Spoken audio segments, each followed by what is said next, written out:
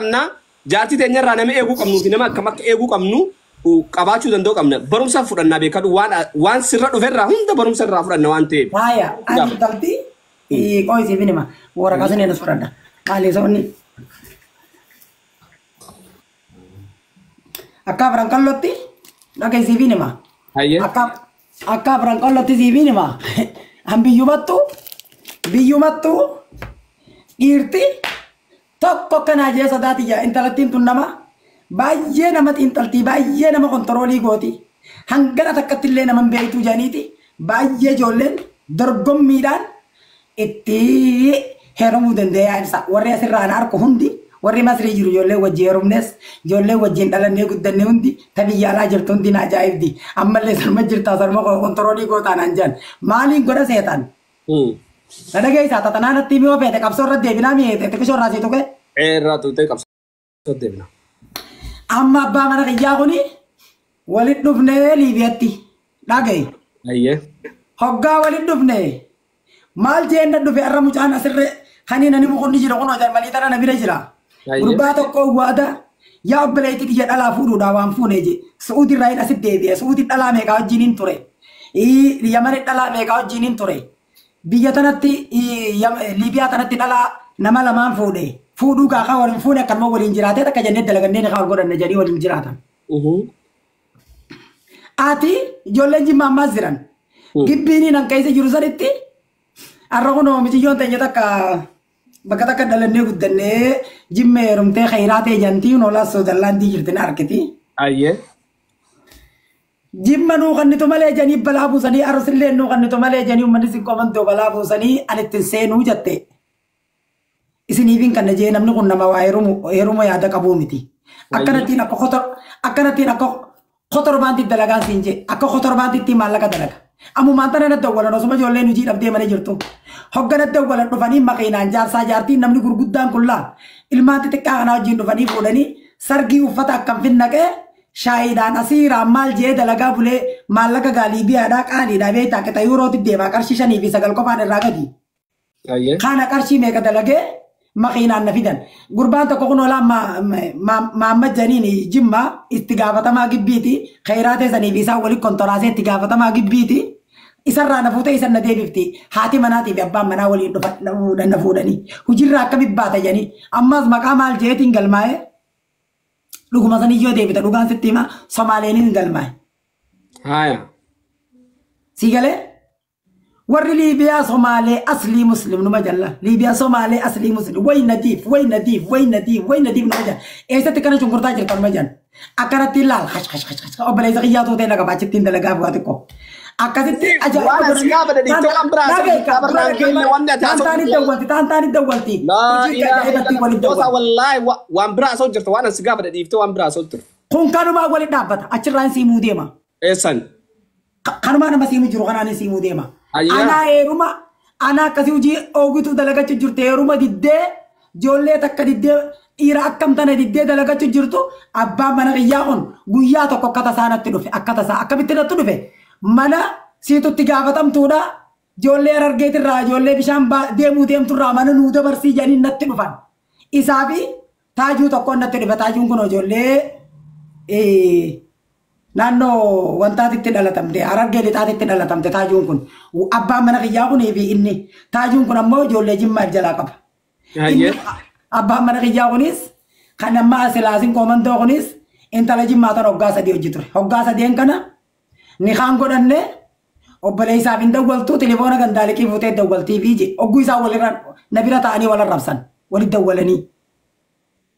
Amma miciyyoota hoggaa 3 takka jennee dalagannee ni kaa ol godhan takka jennee dalagannee maallaqa ergin takka jennee dalagannee ni kaa ol godhan ammoo abbaan mana kiyyaa namni qabeenya qabu jalqaba an dhugaadhaan hima dhuguma sanii ni maristi namni qabeenya qabu durmaanuu qabeenya biyya dhiiseen dhufu waan irratti biyyaa baate qabeenya dhiiftee biyyaa baate jeetiin gaafadhee. Lakkii barnoota lafa kaa'eetiin matsaafa bakkaan qabuun lafa kaa'ee waraqaa aabaa boon nutti ergite mana barnootaatti ijoollee barnootaatti irratti dhalaafiidha osoo raabsuu xiqqireen nu qabdee hidhamee hidhaa keessaa bee asumaan dhufee je. Ankattitumaan maal barbaadde jee gaammanaa fi inni waliin haasoyne gurbaan tokko makaniin atirraa na dhooyta kuni kan mana juuqun dhalaa meeqaa wajjiniin ture dhala akka teetiin agarree sumaan fuudhaa du'ee tumaan dabraa nafuusiftan malee jamaal san kun as na bira jiran maan tanan harka nafuusiftan malee du'eetiin dabra abootuba dhalaan teenya qaaliidha maallaqas kan gurbaan ammoo naannoo takka dhalan. Abo gandatti ogguun si'a jigale namni maal nuun jaa isatti himatteeti inni itti himatee waliin biyyaa ban nuun hin jani isaan na jalaa fudhatee bee hin jani ati asiin beechi biyya kana wal fuuna nuun jiyoo nuun jano du'eetumaan dabra malee abbaa mana kiyyaatiif innilleen hiriyaan waliin turanii. Numaan fuudha jedhe waliigallee waata waliigallee makaar argee kan naannoo tiyyaa tanaan waliigallee jira abbaa mana kiyyaatiin waluu kuban qabnu waluun beenu hammaasin koomantoo kanaan. Walum beenu maqaa rabbii walum beenu quraana qabaddeetiin si kakanda kana ijoollummaan argeedha ijoollee nu kana bishaan keessaa ba'uudhaa deeme bishaanitti ijoollee achi nu bira jirtu ba'uu deemti kana inni dhufe ijoolleen argeedha itti dawwalanii nuu qabi mana jaaniin maqaan isaa biqilaa boroodaa boruu jaaniin abbaa sinqoomantoo gurbaa sinqoomantoo kanaan biqilaa mana nuu qabi janiiti gibbiin an jiru tanatti ergan. Anammoo silaa galgala baruutiin dhiqaa godhatamuu deema galgala jimbata gurbaa argee qabiyyatti jaa kana. Siigalee? Ayyee. Kanamma gurbaan kun akka tasaa telefoona abbaa gurbaa sinqoomantoo kanarratti gad dawwale telefoona kiyyaan fudhatee gurbaan kun lamajjateetuma dhufe. Mana fudhannaa mana ijoolleen argee keessaa bishaan deemtu tana qabannaa jedhaniiti nama lama walii galanii isa kana ergan. Hogga dhufe kasin koomantoo kunii fi kanummaan argee kunu wallolan anniititti jimmaatirraa hin ni kaa godhadhee qaba intala naannoo tiyyaa egaan harka isiidhaa kanaan qabadha jee kasin koomantoo kun qacam godhe wallolan poolisiin Liibiyaadhaatti dhufte. Poolisiin Liibiyaadhaatti dhufte akka ijoollee xixiqqoon na dhaabanii ijoollee dhiiraa wal cinaa dhaabanii beekan feete jaan ammoo keenya kun taajuuniin siin jiru kun galguyyaa jimmataatiin ni kaa godhachuu deema. Baay'ee gudii. Aboon nama yeroo biyyaa deeme nama ilmoo biyyaa qabu laal ilmoo miti shantam qabaadhu. Naanjee balaa buusee gaamma gurbaan kun naqabee obboleessa kiyya dawwalee ni kaana godhatee waliin turee jaartiin isaa qatachaa dhufte amma Suudaaniidha.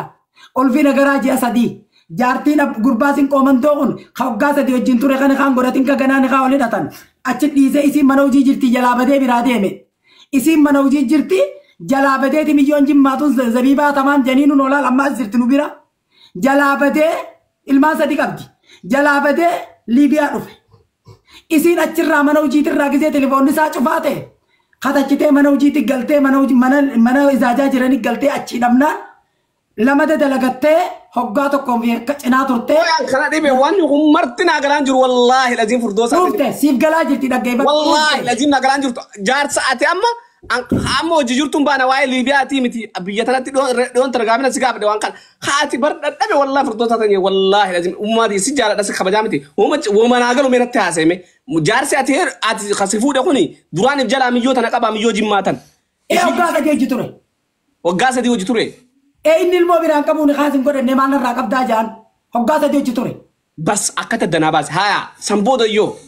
Inni Suudaanii gatee Liibiyaa biraa dhufe kaa. Anaan ammoo jaartiin qabu jee quraana qabatee makana jeen. Qalbiin maashaallah wallaahi isaan biftereeti gaafas. Dhugumaan sitti hime wallaahi billaahi rabbi ubrii tiyyarraa barakaa fuunu obboleessa kiyya silaa kakadhu hunoo inni na bira jira. Laal eenyu feeta janii gurbaan keenya kaan argeedha foolisa walitti qabee fide. Foolisa walitti qabee finnaan dhuguma guyyaa jimmataan kana godhachuu deema garuu. Ilmoo namaati hojjette ilmoo namaati maallaqa dooraala 100 qofa harkaa qaba dooraala 100 qofa kanumaa warra keessanitti ergee amma gurbaa kanaan gurbaa hojii mana ijaajaa jirru kaan argee kanaan walii galanii boruun niqaa sii godha jeeni warri keenya wakiila isa kanatti ol kannate niqaa godhi janiini gurbaan guyyoonichi sirrii hojjeta kun dhufnaan maallaqa baay'ee harkaa qaba jaartiin isaatiif dhufte Liibiyaadha jirti garuu jaartiin qabu anaan jee quraana qabateen naa kakate. Hasin koomantoo kun wallaahi billaahi quraanuma qabateen naa kakate. Quraana qabateen naa kakate. Aboo ati hayyuudhaa'ee. Ati hayyuudhaa'ee. Ati arjaadhaa'ee. Ati leencaa'ee. Ati waa hunda injifataadhaa'ee. Haya jeen akkasuma qaamni isaatiinis akkasuma bareeda akkasuma qabeenyaas qaba. Kaara si koomantoo kun dhugaadhaan siima. Keenya kun ammoo xiqqisha fuulli gurraacha. Maallaqa 100 qofa harkaa qaba. 100 kan ogguun kana godhatee maallaqa meeqaan baarii na deema. Anaaf dalagee fi baarii isa obaa jeetiin. Khanenya kana jala dhaabale dhaggeeffadhu dinaabaadhaan siibaa. Ati kayaknya kan ama kayaknya kan ifte gak kasih komando kan. Dibba jang ko barka ka ba dibba jang kana guni kana godate kija kana bar demu dem an ka tan bare sistema. Ada ati cakana roti nak ati wallahi nak ati Dibba wallahi. jang san in kana godate to ma warra kanya terge ka tu jara if gode. Gana amalla ka kija kana bahari demu dem. Yoki warra sani tergate manakka bitamu dem amalla ka uddan ka bani. Abo numero tinakati wallahi numero tinakati. Ati gafo sanu ashatira chubarat wallahi lazim. Fagu kana je khun amma amalla ka bajer ka ba. Haya. Amma ga kasmatti natti dufe. Wallahi mutu saydawa. Duya tin dabra male nabiran dabar tuje. Nabiran dabar to. Akkamitti bo anuma fete anjolle ngana kaba. Ni feta muja khiya kan. Bakka tele da ketuma muja khiya dawale. Wallahi rabbi islamu marra kafiru man ajiju. Uno la jolle jimmatille nama sadimo afuritu tu jiranu bira. Gafasis isanu masani. Abonu man sharika khalle kayse dalagani. Jolle ngana kaba je to man garsis. Naaf taati jelan. Ani nama erume be. Nama erume bultiin itti jallatte santu kabaje no jinjira taaje. Santu naga qabulle dende aje. Ello inni abbumma mana qiyaasin qomando kunu gurbaan kuni mata marrattis dhalu majimmaa kana wajjin ture. Fuudhee jira. Ji'a meeqachi dalagate. Dalagate chuma dhiisee biraa deeme. Maallaqa dallaalaa kafalatee. Haya. Suudaanii keessatti dhalu majii olluma jimmaa tana meeqa hojii turte jeen irbuun kakachiisee gaafatan. Dura waan talayte takka takka lafa kaa'e jeeni. Si hojiin jira adda garaa qulqulluuni. Annama biyyoota arabaa keessa ture. Siyaasaa isaan danda'attuudhaa borullee jeeni. Jennaan dhala hanganaa wajjin ture. Akkamiin waliin turte kana hojeetiin gaafadhe. Tunis ijaajaan dhuftuu je. Tunis ana malee ni qaba quban qabduu je. Tunis ana malee ni qaba quban qabduu je. Akkamiin hojii jiraatta dubeennaan. Tanaas hogguu isiin dhufte ijaajaa harkula maqaba bulcheetiin oofaa je. Tanaas harkula maqaba bulcheetiin oofaa je. Eessatti hojiin bulta duborri mana kanaa isii tanaa hojiisu quban qabu ennaa fuudheetiin akka nama qajeelchu akka nama nagee ol dubbisu mana hiriyaati yaa geesse mana dhalaan tokko hin jirre mana ijoollee dhiiraa qofteen kireeffatti achi wajjin bulaa je. Hojittiin deebisaa jechumaan. Ijoolluma jimmaati kana hojii gootee hojii jirte wallaahi billaahi tallaahi jennaa kakatu. Nama meeqa akka waliigalan nama sadii je Suudaanii keessatti. Tan ammoo waggaa sadii wajji turee je deemuu diddee hojiitti hin baatuu je. Mana ijaajaa nuti jiru san ala Harargeedha nama shantu jira. Nama shantu jira teessa. Nama shantu jira. Ijoolluma shanan tana akka culullee bareedanii irraan eeyti gadi hin baatu je eega guyyaa dhufteen isii hojii bulee.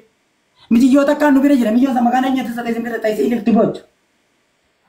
Raabee janiini ijoollee jimmaati. Raabee koo dubartii Harargee tana na jalaa fuudha akkamittiin hojii deema. Raabee koo dubartii Harargee tana na jalaa fuudha akkamittiin hojii deema. Jetteetuma boochi jiru.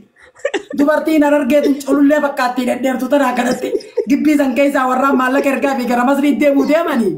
Gara Masriitti deemuu deemanii nama alaa maallaqa ergaa fi isiin isaanumaaf jecha hojii diddee mana teessi jedhe.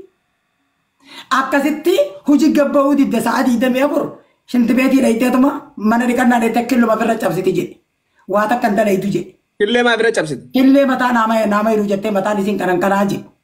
Amma deeggartollee birumaan ta'a jaartiin kee rifeensa baay'ee qabdi.